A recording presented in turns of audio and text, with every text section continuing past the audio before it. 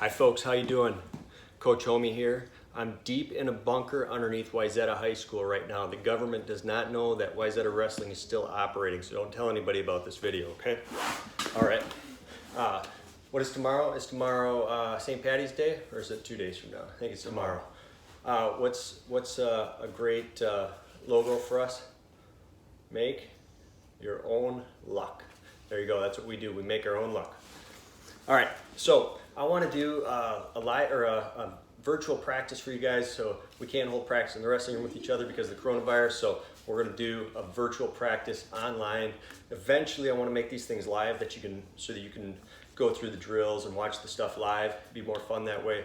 But for right now, because of some YouTube problems, a new policy they have, we can't actually publish this live, but we'll find a platform for it eventually.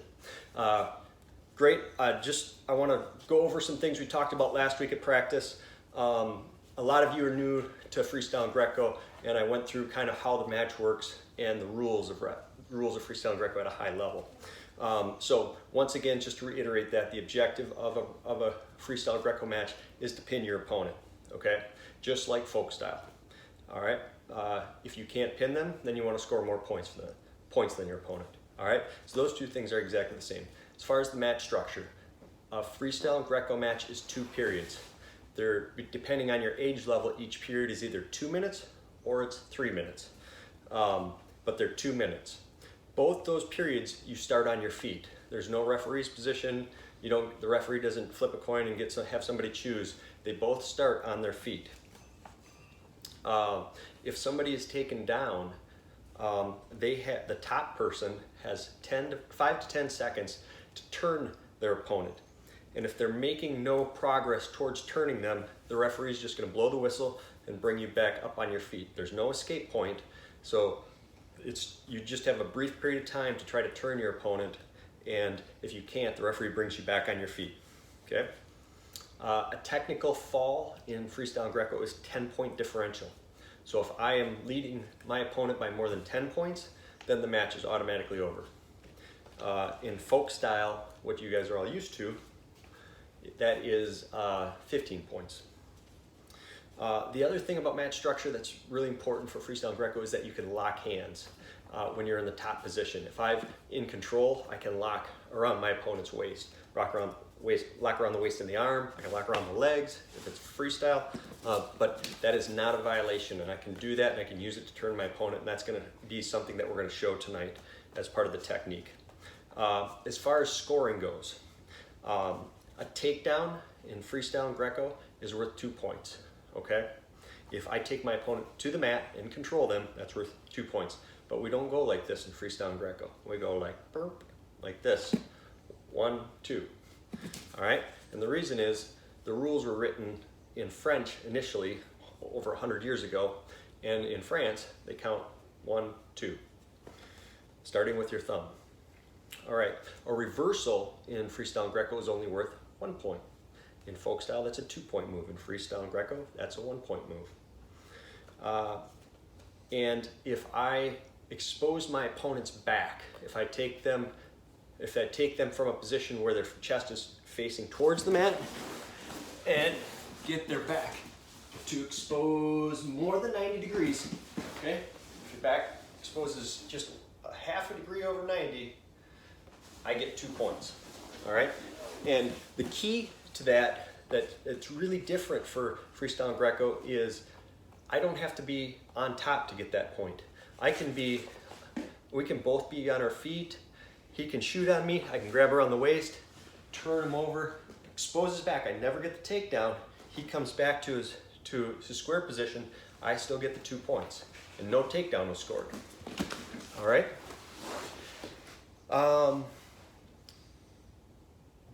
If I take my opponent down to their back from their feet, if they're on their feet and then I take them down and they land on their back in exposed position, that means greater than 90. So if they land just partially on their back, I get 4 points, all right? You don't use the thumb for the 4.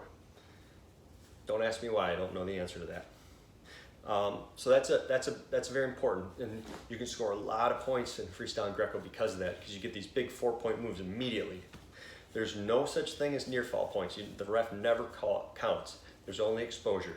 If you expose your opponent, you get 2 points. Or if you expose them from the standing to their back, you get 4 points. By the way, for a 4-point move, I don't ever have to take my opponent down. If I do a move, let's say I hip toss them, they land on their back, but they scramble up and I never get the takedown, I still get the 4 points. All right, and then the last thing I want to talk about is a step out. A step out is if I'm wrestling my opponent and his one whole foot goes out of bounds, the whole foot, not just part of it, the whole foot goes out of bounds, that's 1 point. Okay? So that's, again, a recap of the rules. If you weren't here or if you were here last Monday, we went over that. Now, if you have I want you to find some free space to do this. We're going to do some warm-up drills to get ready for our practice. All right, and I got my handy assistant here, Mr. Caden Homey. Say hi, Caden. Hello. Thank you.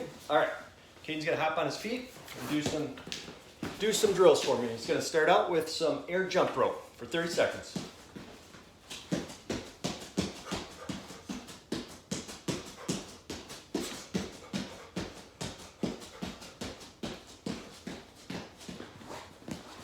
Okay, now jumping jacks.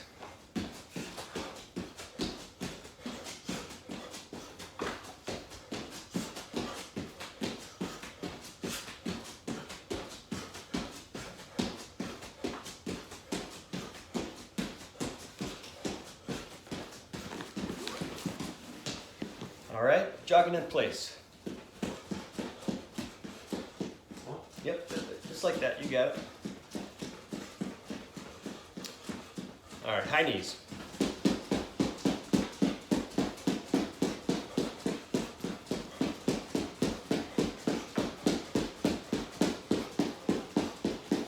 All right, good. Now do some back lunges. So step forward a little bit. Nice and deep, perfect.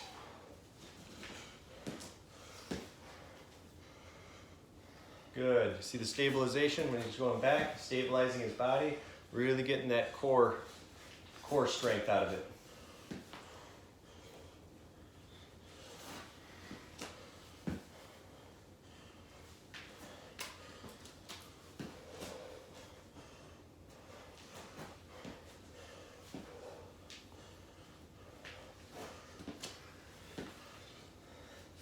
All right, now some nice wide squats, air squats.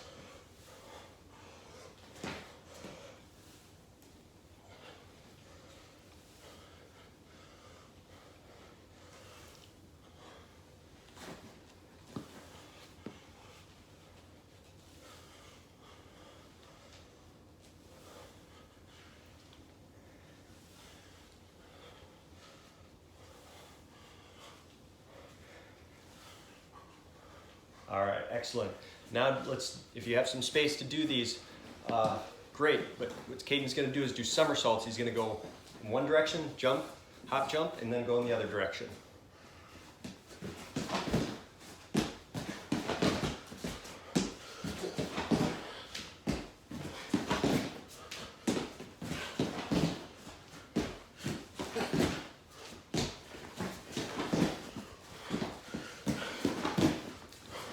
One more.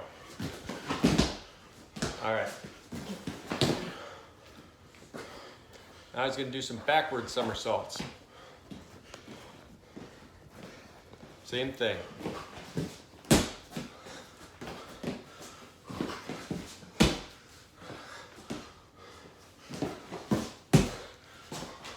And if you can push yourself up to your feet, good. Make sure you have space before you do these. All right, 2 more.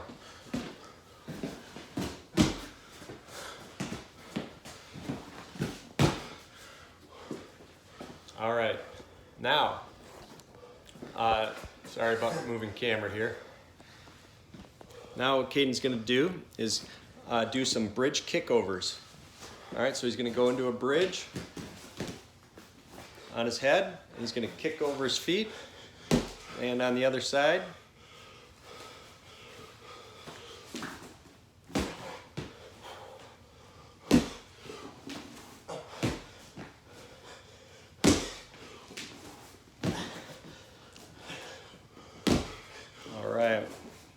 Excellent. Now the next thing he's going to do is bridge circles. So it's the same position, but he's going to circle all the way around one way. He's going to go 3 times one direction, 3 times in the other direction. This is a great drill for freestyle Greco. Watch how his feet move quick around the backside.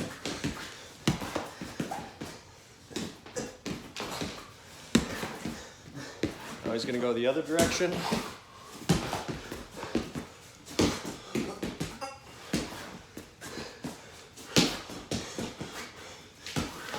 Excellent.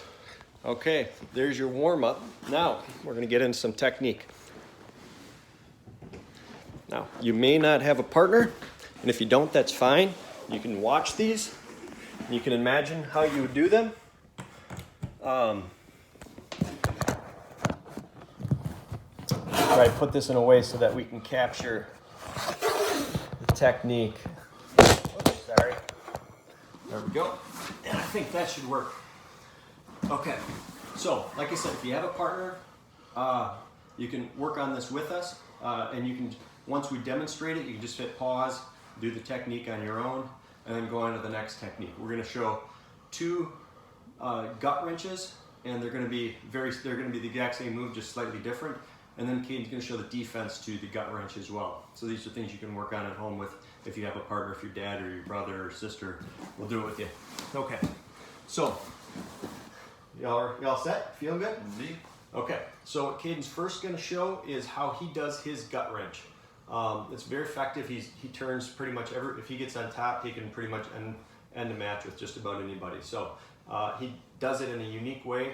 I shouldn't say unique way. His unique way is that he squeezes really hard. Yeah, there's nothing to this move other than making sure you're squeezing really hard.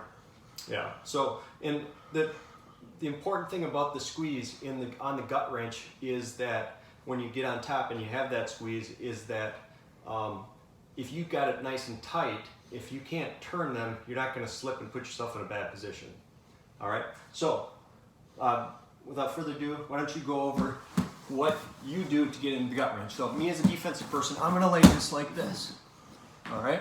So, and if you need me to move, Caden, you tell me. You're perfect right there. So let's say I'm going to start over the top on their back, assuming their shoulders are up, which is a bad position because you're going to want to seal off. But let's say they aren't. I'm going to reach up underneath, grab the back of their neck, and lift them up. So this arm can come through the hole underneath their elbow and their knee, most likely.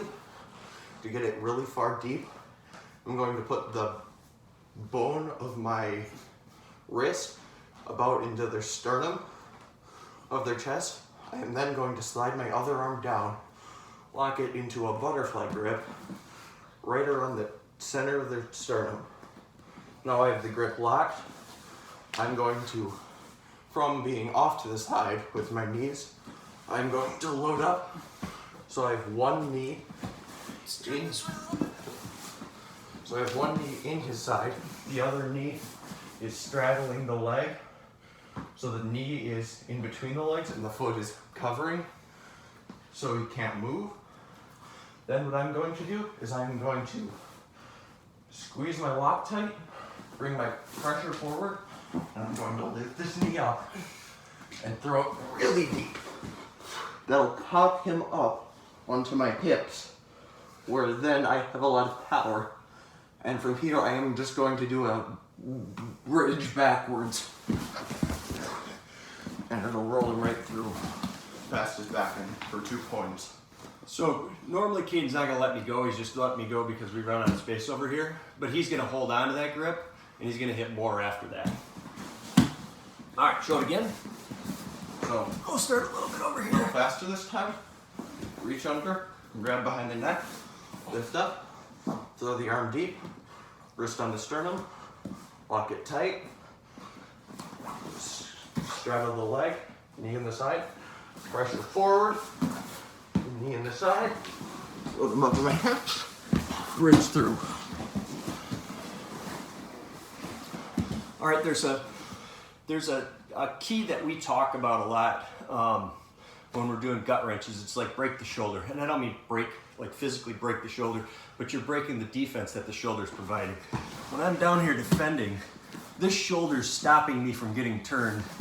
All right, and when Caden's driving into the back of that thing, he's got his gut wrench. My arm's not strong enough to hold him off, so I have to buckle it under. Now the shoulder's broken down, and he can turn me. So in his head, when he's running it, he's envisioning breaking that shoulder down, getting that shoulder to crumple in underneath the person. So that's a very key part of the gut wrench. Okay, one more time, a little faster. So, claw, lift, tight, lock, squeeze, forward, double knee, up the hips. All right, one more time, don't even have to say it.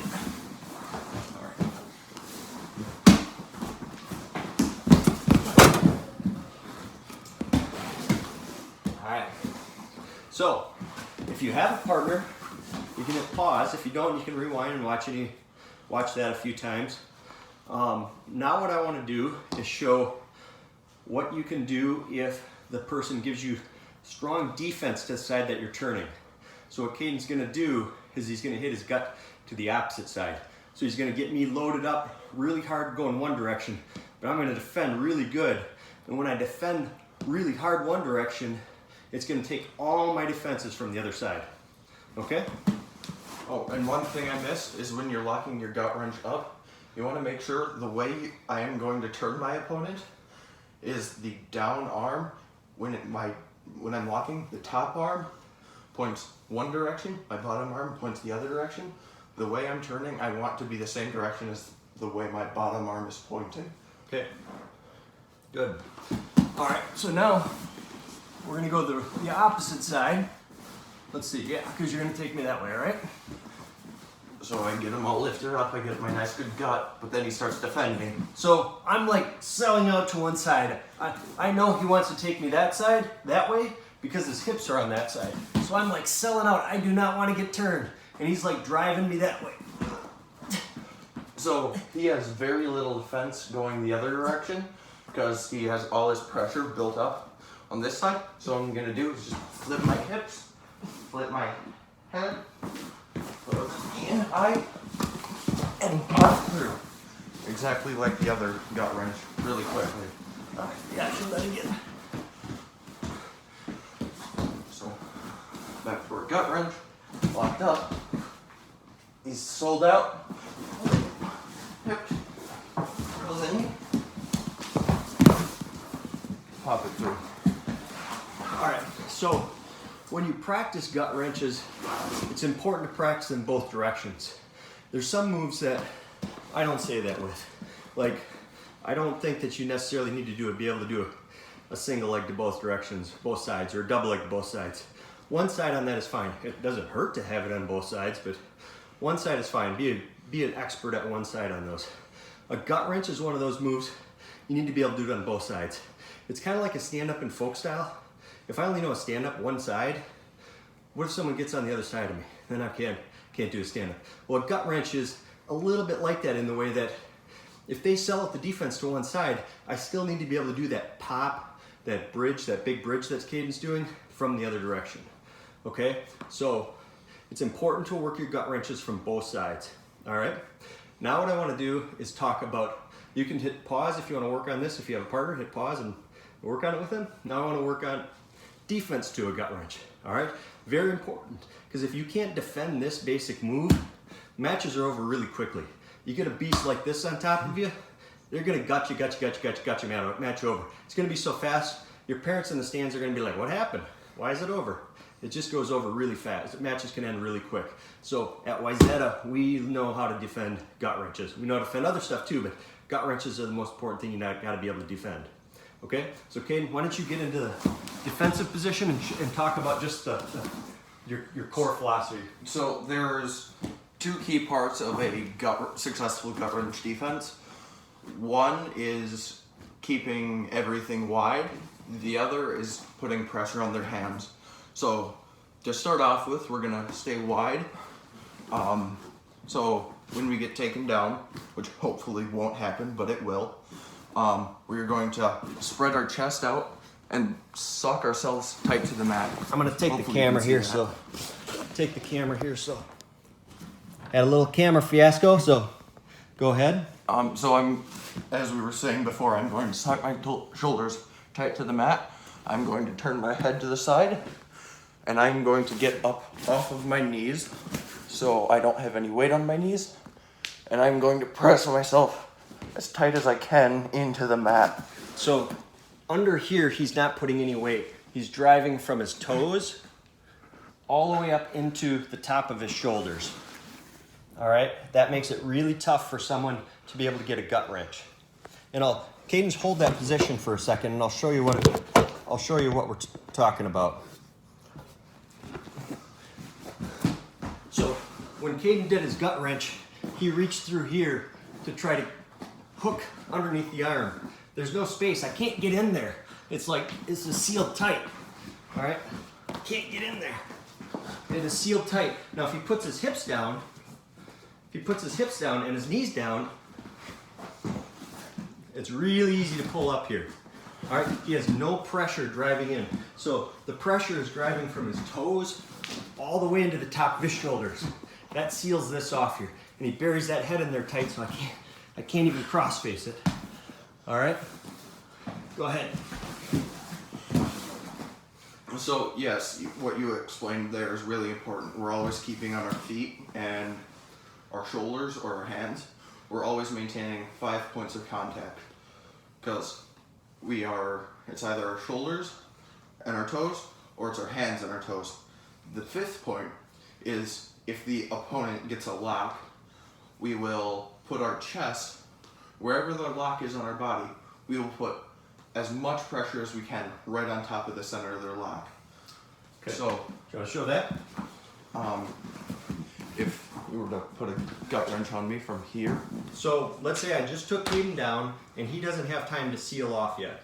Okay, I'm quick and I get a lock in right away.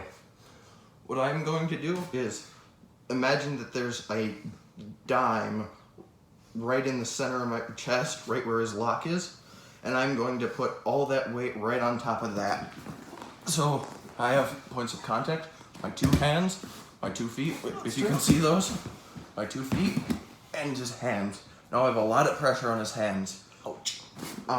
So if I want, we're good. You can keep it on. if I want to get rid of his lock, I can, it's going to be a lot easier for me now, because I can, you can't just run straight away from your opponent, but while turning, I can pull sideways, and it'll roll right over his hands, tearing his grip apart. And if you're doing it correctly, it should hurt quite badly for the person on top. All right, show that again. Okay, so I just took Caden down and I got a lock before he could seal off. Show the seal off quick. Okay, I can't get my lock. He's all sealed off. Now, let's say I get the lock in before he seals off. I'm going to put all the weight on his lock. I'm going to turn slightly. So he's turning into me. And then I'm going to roll right over his lock and break his hands. Ow! Literally broke my hands. So let's try this again. Let's say you were to get the lock up higher. Okay. This time, the defense is slightly different. What I'm going to do is, instead of coming forward and putting the weight on the center of the chest, I'm going to bring the weight forward, and I can either roll his lock off like I normally would, but that brings his hands into the position for a normal gut wrench if you wanted to, or if I really need to, I can back into him and seal off with my elbows. See, now he can't break my arm. This is a really strong position right here when I got a high gut. A high gut's like when I'm up right below the neck, right above the sternum. That's a high gut. Now, I can't break this arm because these are really steady here. Okay, so that's a good position on a high gut to stop them. But it's only for a high gut. Yeah, you can't do that for a low gut because there's a different pressure system because he can drive me forward and break that shoulder down. Now, if you were to do it with a low gut, it's the same thing. if you were to lock up a low gut, this one would be right around the waist. I would then bring my chest up a lot more, and my knees are still off the mat. It's just my toes planted, and I am going to turn into, like always, lock out. So he's still getting all the weight between his toes and on my grip and his hands. Those are the only 5 points of contact. He's not putting his knees down. He's not putting his thighs on the mat or his chest on the mat. It's just those 5 points of contact. Okay? And his movements, show your movements without me on top of you. Oh, yes. Short. And when I'm moving, I'm not doing long pulls where I'm bringing my arms to my side. You never want to get these elbows back that far. You want to keep these elbows in front of the shoulders. Because then you can, if you were to come on, you can lock around one of those arms. And remember, one of our key points of defense is being wide. Well, this is not very wide. I don't want to have T-Rex arms. I want to have nice big condor arms able to spread out and stabilize myself. So when I'm pulling, I'm going to do a really short pull, just using the extension of my foot from here to here, and a really short pull in my arms. So it's gonna look something like this when I'm moving. See, he's gonna move in the direction that the gut is. So if I'm on this side, he's gonna move in this direction. If I'm on this side, he's gonna move in that direction, making short little pulls. And that arm never gets forward. Okay? So that's what we have for the technical portion. If you have a partner, you don't even need a partner. You can practice that defense by yourself. Push pause, practice it a little bit. Now, once you're done with that, once you're resumed, we're gonna do 3 minutes of conditioning, okay? So, the first bit of conditioning, let's see if this might work here, this camera position. The first bit of conditioning that we're going to do, and Caden's going to demonstrate it for you. I would do it, but Caden said he wanted to. Yeah. No laziness is allowed in our wrestling. That's right. Wrestling room. So Caden is going to demonstrate. He's just going to do a very simple stance and motion drill, something that you guys do. He's going to do it for 30 seconds. And I got the timer on the clock. Ready, get set, go.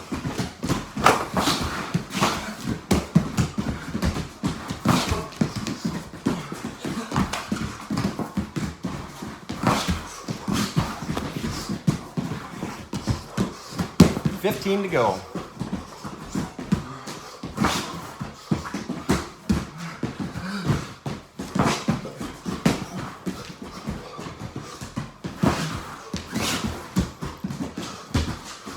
Time.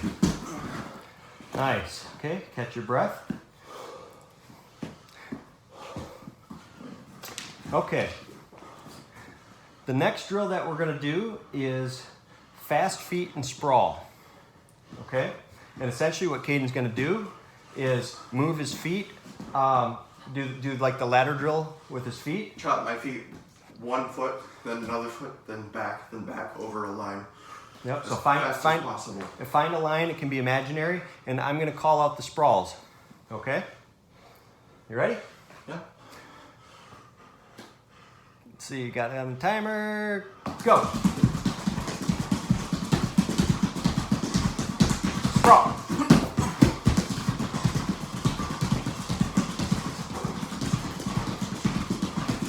Sprawl.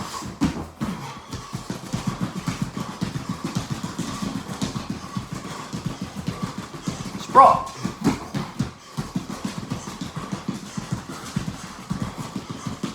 Sprawl. Time. Okay, catch your breath. Okay, the third thing that we're going to do is burpees. So Caden's going to drop down, do a push-up, come up to his feet, and jump to the air. Okay? Catch your breath. Tell me when you're ready. Ready. Okay. Are you guys ready? All right, let's go. On your mark, get set, go.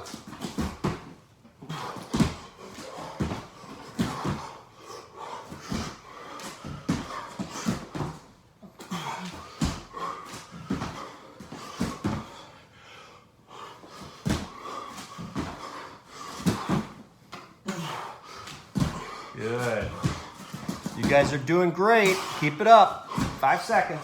One more burpee. All right, time.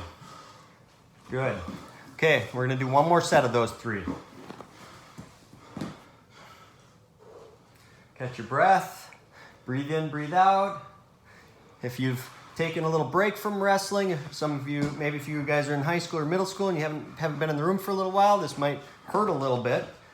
If you've been in the youth program and you've wrestled up through state last weekend, you're probably still holding on to that conditioning pretty well. But it comes back real quick, all right? All right, you ready for round 2, kid? Indeed I am. All right, let's go. Stance in motion, go.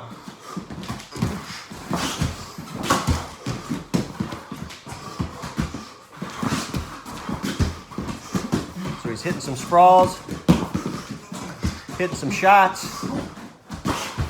some down blocks.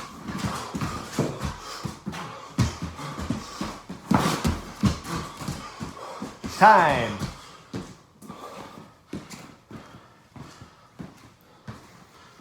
All right, when you guys are doing your stance in motion, especially you young kids, when you get to high school, that's the way they expect you to do it. You have to go, that's how hard they're expecting you to do it. So get into the habit of going that hard right now. All right, so for the next thing, we're gonna do the fast feet and sprawl again. You ready to go? All right. Let's give it 5 seconds. Go.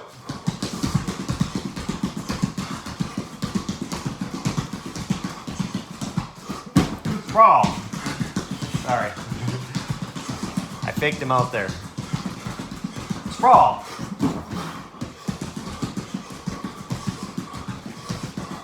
Sprawl.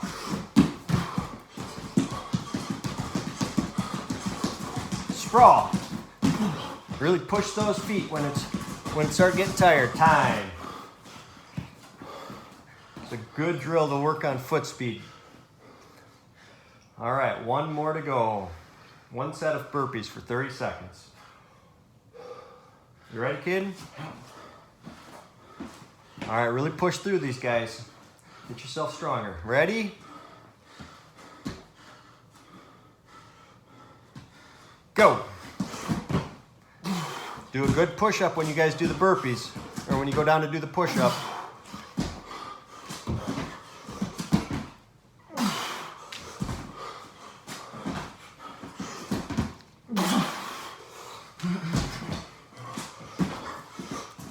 Ten seconds.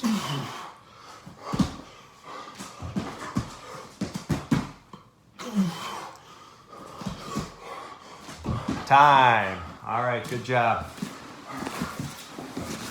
Hey, if you finished that workout, great job. This is what's going to put us ahead of all the other teams. Nobody else is going to do this workout today. They're all sitting at home watching Netflix, watching Tom and Jerry. I don't know what else they're watching, but they're not watching this and they're not doing this workout, okay? If you did this workout today, great job. I'm proud of you. Keep it up. We're going to hopefully come back with more content this Thursday and have another practice for you, all right? You guys have a great night. Over and out.